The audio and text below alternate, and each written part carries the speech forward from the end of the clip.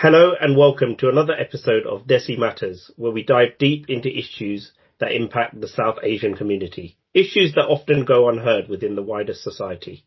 I'm your host, Kunal Patel, and today we have a truly remarkable guest with us, Shelina Janmohamed. Shelina is award-winning Director of Consumer Equality at Ogilvy UK, a writer, a speaker, an op-ed columnist, and an author of Child's Story, Story of Now, Let's Talk About British Empire.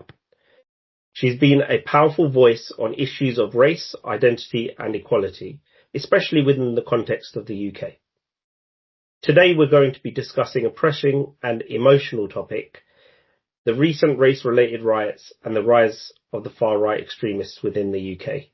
Shelina has been vocal about the exhaustive and emotional toll these events have taken on her, with the communities that she represents, and it's evident by the powerful post that she shared on LinkedIn a few days ago, which thus far has received over 300 reactions, 50 plus comments, and 20 plus reposts.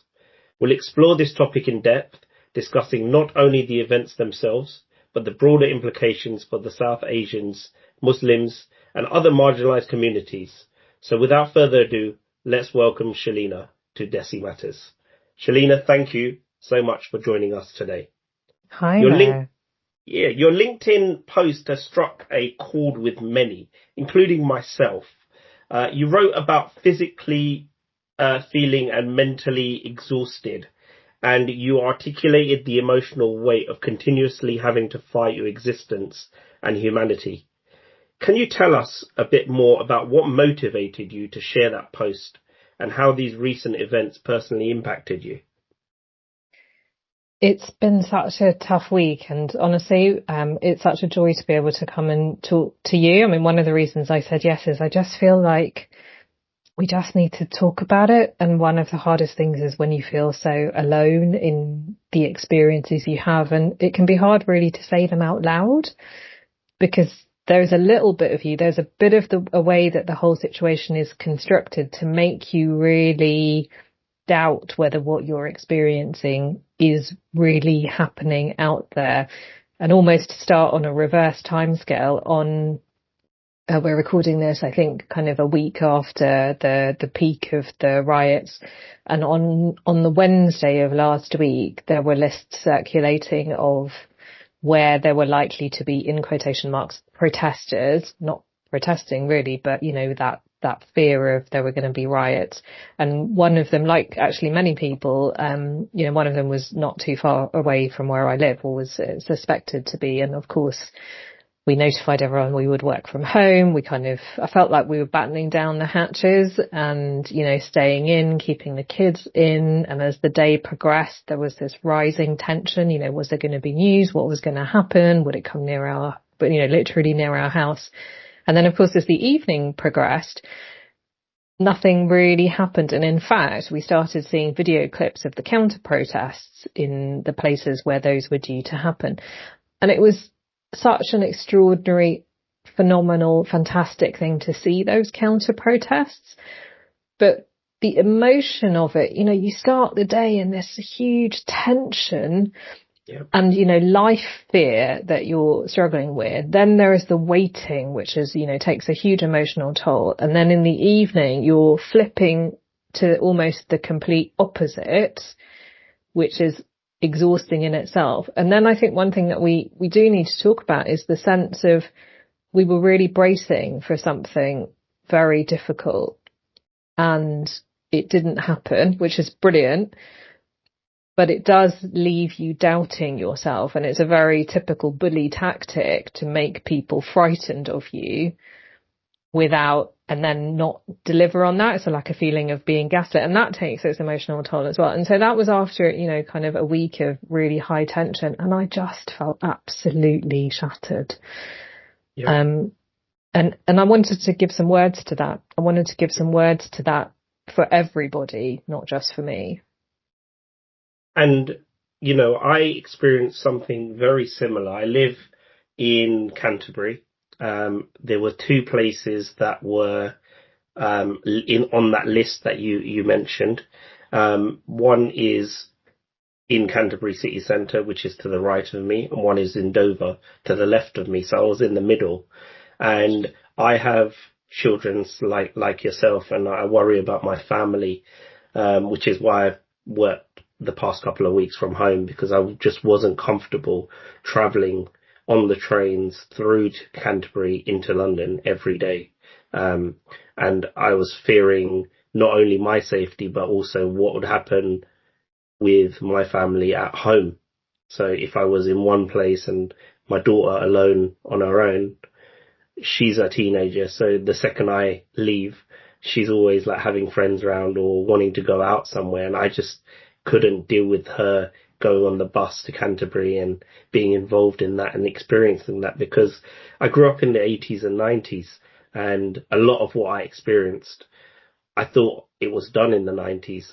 I wouldn't want any of that happen to our children, for sure. And it's not an experience that I take lightly anyway. And, having experienced it almost 30 years ago, I thought, I'd never want our children to experience this. But with the events of the past couple of weeks has kind of brought that back. And the racists, I use the term racists have come out the woodwork, because I had an experience last week where I went to a supermarket. I'm not going to name the name, within Canterbury. And when I was in the shop, someone just started shouting at me and being abusive to me. And I just got taken aback by that.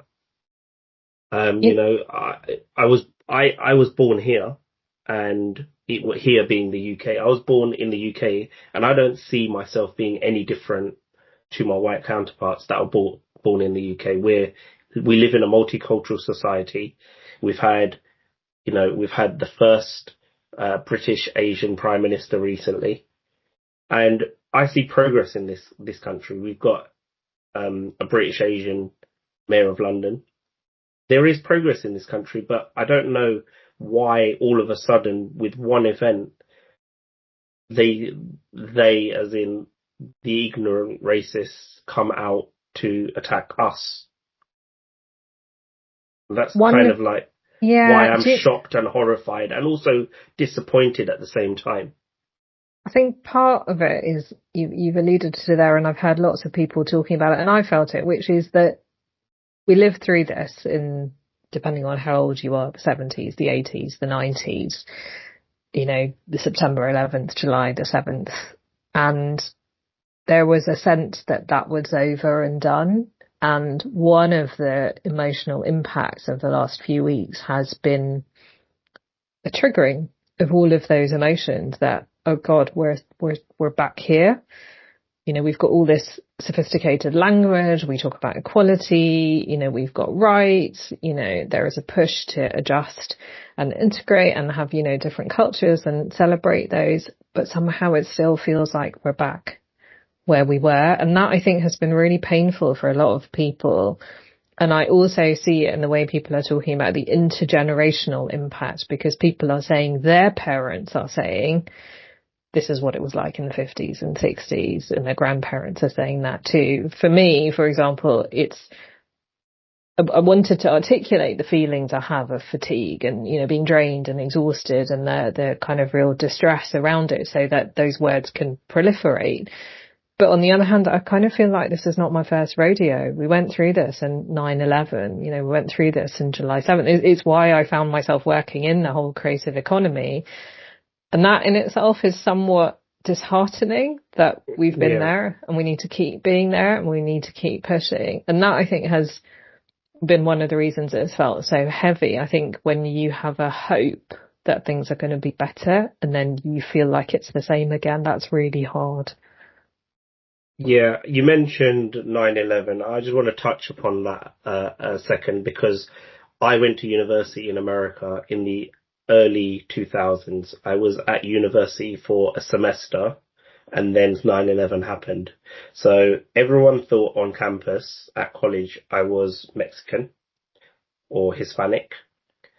And as soon as 9/11 happened, I got branded a terrorist, an Arab, all sorts of words that, are just derogatory. So in an instant, I was labeled something that I wasn't. And I had nothing, I was just a normal person there to have an education. And I went through a rough time, and it reminded me of the times from the 80s and 90s in the UK. And having seen what happened in the last couple of weeks has just triggered that same reaction back again. And it's not a nice feeling to have.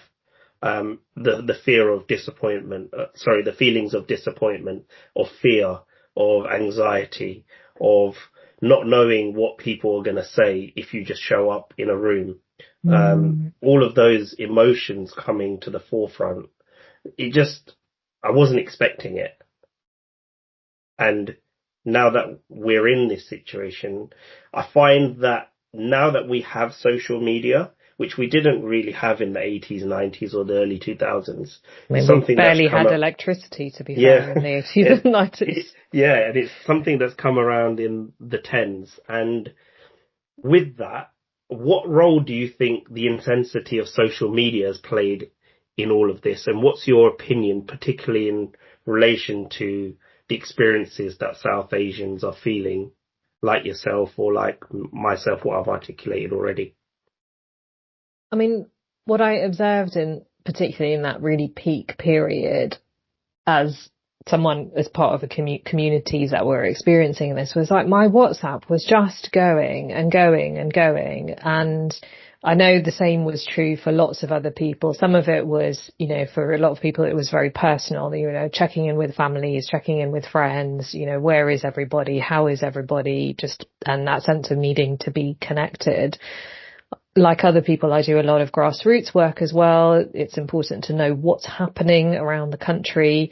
And people are also doing community and news work. And so there was also a whole stream of conversations of this is happening here. And, this happened in this particular town. And is it true that so-and-so got attacked? And that's just coming from all sides. And you can't really switch any of that off because you need to check in on the personal side. But if we want to know what's happening, and if, someone's like me and they're kind of part of that grassroots network, you need to know what's going on and you can't switch that off either.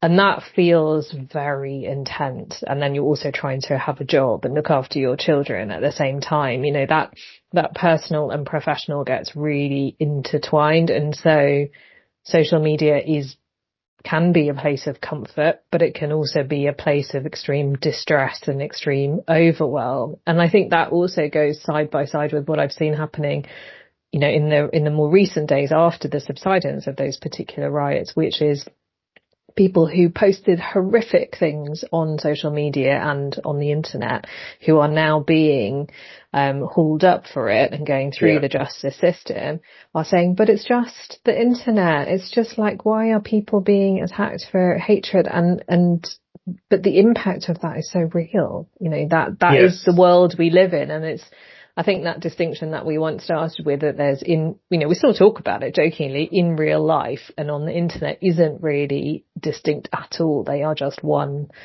way, many ways of living that life. So that for me social media has felt comforting, but very overwhelming, but also a sort of source of the problem. And actually there are many more experts, governments, politicians, media experts who are thinking about how we tackle it. And God knows we need that.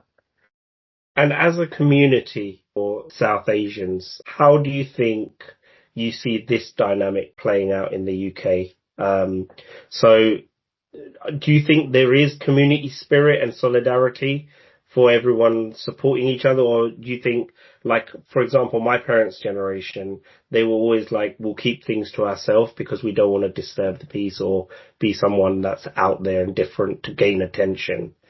Do you think our generation sees it differently? There are, so when I look for work at the studies of attitudes about Britishness, about, the feelings around inequality, there is a clear distinction between what we might broadly call parents or grandparents' generation. Although, of course, it's really worth remembering that in itself is changing very fast. So, people are more likely to be born in Britain, even if they're from a minority ethnic background.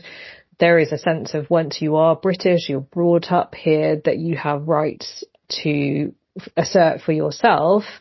and also that it is part of your stake in the country to make it a more equal place. So those attitudes can vary very significantly.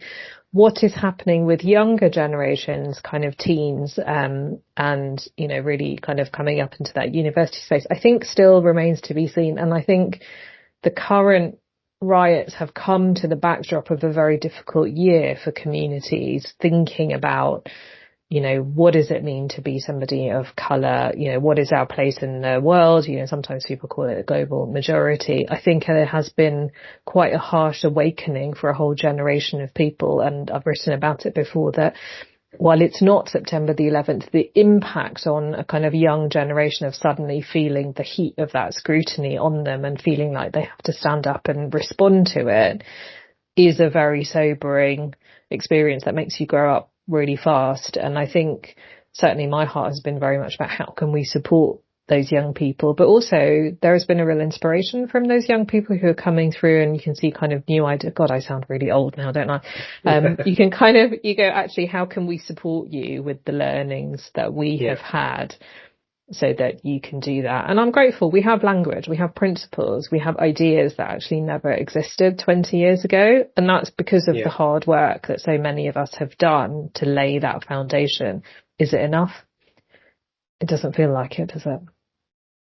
No, but I think the, you know, organisations with the DE&I, diversity, equity and inclusion teams that are being now formed as a result of all of this effort to create essentially education and support and awareness, it's moving in the right direction, I think, in my opinion, especially for where I work, because I can see things happening and changing.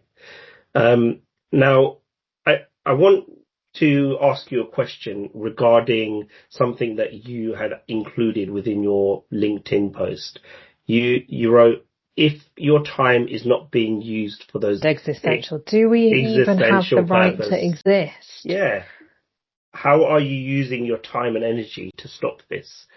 What does that mean? And what actions do you think we can take? So for those who've not read the post, there was an articulation of this feeling of being very exhausted and a reference to a very famous quote by the American author Toni Morrison, a black woman, who talks about how the function of racism is distraction. It's to keep you busy. It's to mean that you have to keep justifying your existence. She talks about, you know, you have to prove that you had this art, that you had this culture, that, you know, there isn't something wrong with your body because it's a different colour or has a different skin tone. And it just seems such an apposite description of that period of 10 days where we were all just fully occupied in doing nothing but just existing and asserting the right to exist. And it just sucked up all of our time. Like, I felt like I don't know where those 10 days went. You know, people sent me messages after saying, oh, have you sent this? I'm like, I don't even know, like, what am I doing with my life? Where is the time gone? And so when that line in the post was a reflection to those who are not from minority ethnic groups, who are not facing racism, to say all of our time is being used up just to exist. That means you've got all this time that we don't have. And all of our actions are to push back that assault that we're getting on society and the principles we have of being equal and, you know, living together harmoniously. So if all of our time is being used to push back that, and you have all this kind of almost privilege of time, what are you doing with that time? Are you using it to do your equivalent of what we're doing to push back society? And I kind of wove that into the middle of the piece, and I was really fascinated to see that I did get a comment, you know, really lovely, very supportive comments from amazing people, but nobody picked up that line to say, do you know what I'm doing with the time that I have that you don't, is this. And I thought that was really fascinating. Like, it was still our weight to carry, and it's not our weight to carry. We're bearing the brunt of it. And it's a line I wish had been picked up more by people reading it who are not from the groups facing the brunt of this right now. And you mentioned society there. What do you believe are necessary at a societal level for those changes to occur? That because, it's not clearly an individual incident that occurred, but it's part of a larger systematic problem. Oh man, Kunal, are you asking me to solve racism in one sentence? No, but I just want your viewpoint on like how, if you were in charge or if you had the power, what would you do to change the current situation? I mean, the question I always ask myself in a situation is, what is the thing that I can do, and what is the thing only I can do that somebody else couldn't do to change this situation? And I asked myself that question in 2008, sort of in the backdrop of July the 7th, when I started writing, because the question I posed to myself is, where are the stories of people like me, of Muslim women who cover, because there was a huge backdrop which persists till today, that Muslim women are oppressed and don't have a voice, and it's really miserable. And I was like, I want to write a fun book, because actually I'm really lucky and I get to do all these amazing things, and I'm a human being like everybody else. And I asked myself that same question in 2020 after the murder of George Floyd and the anti-racism riots. And I was like, well, I work in the advertising industry. I work in the consumer facing industry. What is it that I can do to solve racism? And for me, the answer to that question was, well, let's understand what it means to be a minority ethnic consumer, because, well, we're 15% of the population. And guess what? I mean, literally, I'm not kidding. Nobody knows. Nobody knows what it means to be a minority ethnic consumer. And so that was a 2-year project to understand, ethnicity and consumer behavior. And that's what led to the title that you read out at the beginning about Director of Consumer Equality. How do we make consumer experiences more equal? Because that's the bit of racism, that's the bit of inequality that I can affect and I can make change over. I had the same question, what can I do? Again, later in 2020, I have two kids, and they are mad historians, and the statue of Edward Colston fell, and I was like, I should give them some things to read, because none of us knew who he was.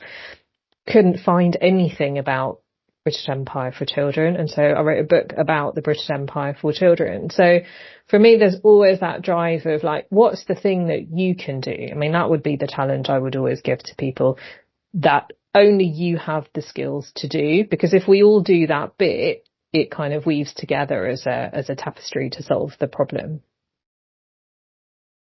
Now, you mentioned your book, The Story of Now. Let's talk about the British Empire. You wrote that book because you couldn't find any content that was suitable for your children. Now, that's an amazing thing in itself. So congratulations on Thank you very much. That. Thank you. My question is pertaining to that book. It did nearly kill me, just to let you know. I wrote about 400 years of empire for children in a positive way in one book. So yeah, it was tough.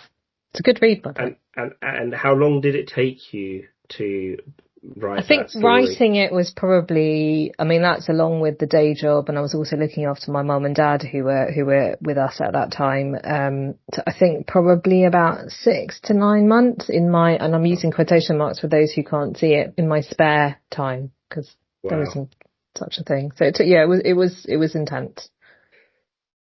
And how did you find the material to cover? Because, when we're taught in schools, we're taught from the anglicised view of the British Empire, and we talk about the Egyptians, and we talk about Tudors and Stuarts, and we're really given like a narrow-minded view on history. So did you create your own kind of syllabus in a way of like how you wanted to approach history, or did you tell it as history was told? So that's a really great question, because actually the strapline for the book is, it's the story of now. It is not a history book. And actually, and I'm going to confess this, I only studied history till what is today probably year 8. I didn't even get so I haven't studied history, but actually what I am is a kind of cultural commentator. I'm really interested in who are we, what makes us our country, how do we live harmoniously, how do our stories all fit together. So actually my starting point for wanting to write the book and the proposal that we sent to publishers was that every child and every family has a story that needs to draw on the past. And actually that past is for all of us shaped about the British Empire. And actually the British Empire was the biggest empire in history. So why are we learning about Egyptians and Greeks and Romans, but not learning about just factually the biggest empire ever? And actually, if you can give children a chance to find their story, and adults too, in my view, knowing your own story is one of the greatest gifts you can give yourself. I'll definitely encourage people to find their own family stories. And, we're talking as two people of South Asian heritage. And I think what brought, the parts our families played in the British Empire and the Britain today is really important. But I also wanted to make the point, in a way that I was making the point earlier about how actually what's happening now is affecting all of us. I wanted to make the point that, you could be a kid from Manchester whose family have been here for 1,000 years and who were affected by the industrialization of the North. You could be somebody who was a landed gentry whose wealth came from slavery. You could be somebody descended from, people who were in the Navy who settled it, who lived in Liverpool. It doesn't matter what color of your skin, where you're from, your background. Those stories connect us all together. And that was where I started the book about the British Empire. It's like we've all got the story, and the whole country we live in is shaped by it. So let's understand who we are and what's made us, and that's what, and the history obviously is part of that. You need to know what's happened, but I want people to come out of reading that story and go, so this is what made me and the world, and this is how I can understand somebody else and have a conversation with them. And that book is aimed at children at what age?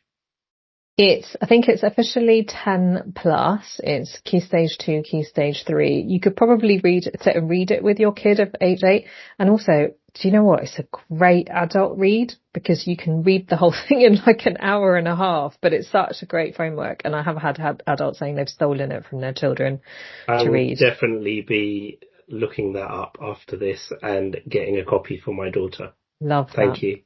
You mentioned race. Now, race is something that I feel strongly about because the word colour, black, brown, white, I think these are preconceived from colonial times. Because what is race? Race is the human race. We are one race. The idea that someone is judged by the colour of their skin, it's not colour. It's pigmentation of their skin, and it depends on the amount of melanin in the skin. If you have less melanin, then your eyes are lighter and your skin is lighter. If you have more, your skin is darker and your eyes will be darker. So, you could have someone who has more melanin in their skin that is from South India, but are they black? No. Or you could have someone that is albino. Are they black? Are they white? What are you classifying that on? That's why I feel strongly on this. And the reason why I have this opinion is years ago, when I was younger, I watched something on TV on Oprah. And there was a lady called Jane Elliott who did the blue eyes experiment. And if anyone hasn't seen it, I definitely suggest you watching it because it basically explains. Jane Elliott is an educator in the US, a white lady who is now in her 80s, but she has fought for equality all her life. And it made me realize something one day, that we shouldn't be using these labels of black, white, brown, or any other color, because that is what basically portrayed by the colonials, like the Spanish, the French, the English, the British, when they traveled the world. They identified the different people from the countries that they basically discovered, quotation marks, and that was the labels given. So we're still using the same labels 400-500 years later. And scientifically, yes, it's based on pigmentation and melanin in the skin. So I just wanted to draw on that point and see if you had any ideas about that, or if you ever had thought about that. I mean, in the UK, I think race is often used particularly in the US, and that reflects its own cultural history because so many people were brought over as enslaved people, and what the kind of distinction, the social structure was built on the idea of race. And so that as a term is very relevant to the US. I think in the UK, we have a very different history. And that's a really important point that we don't often talk about, because there are parallels in inequality and racism in the US and the UK. We tend to think of them as the same thing, but actually the UK has a very different history. And so I often find myself talking about ethnicity as a way to kind of look at those cultural heritages, and they can be tied to colour.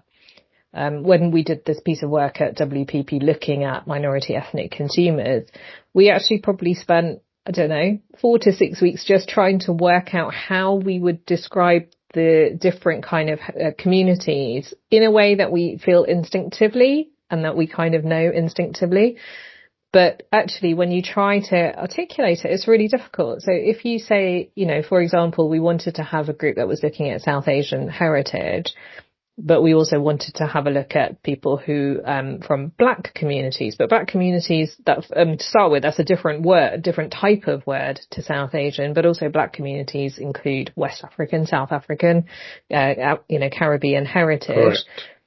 But when you're starting from scratch and you don't have a kind of linguistic range to talk about that, how do you address it? We talked about, for example, should we include Eastern European minority ethnic groups? But kind of like, how do you include all of that? And I remember we had this fascinating conversation because we had this sense of it post 2020. What does it mean to be a minority ethnic person? Like we were talking about being Turkish, because there is a huge Turkish community in the UK. But if you're Turkish, you're included in white other in the UK census.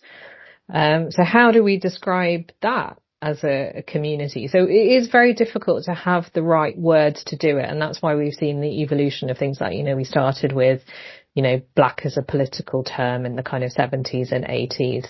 Then, there was a kind of emergence of a Muslim identity to try and distinguish between, the different drivers of those communities and the identities. Then we had this breaking into BME, and then we had BAME and POC and BIPOC. And, it's like we've got a great alphabet Loads of of all acronyms. these words.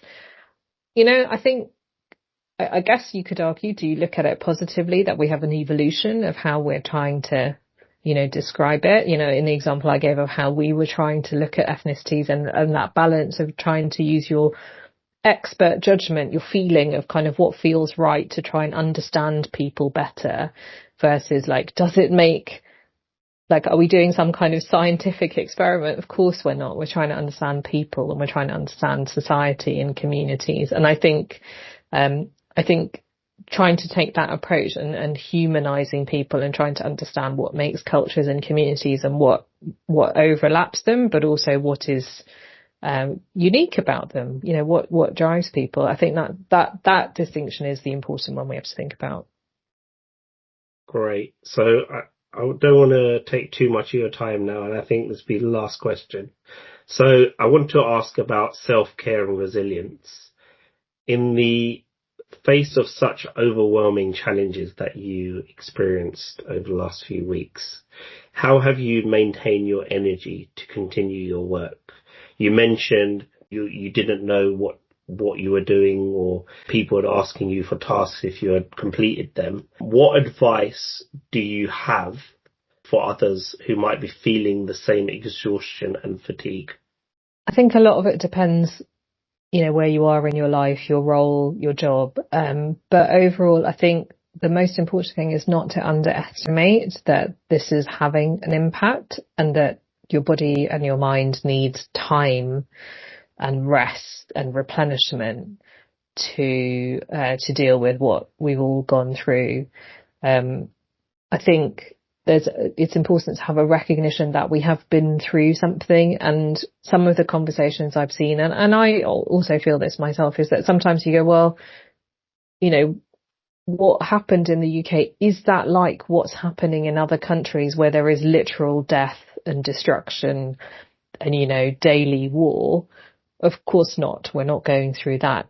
But that doesn't mean that we are also not going through something that needs us to take care of ourselves and to humanize ourselves. So it's really important to recognize that we're going through something. I think talking to people can really help.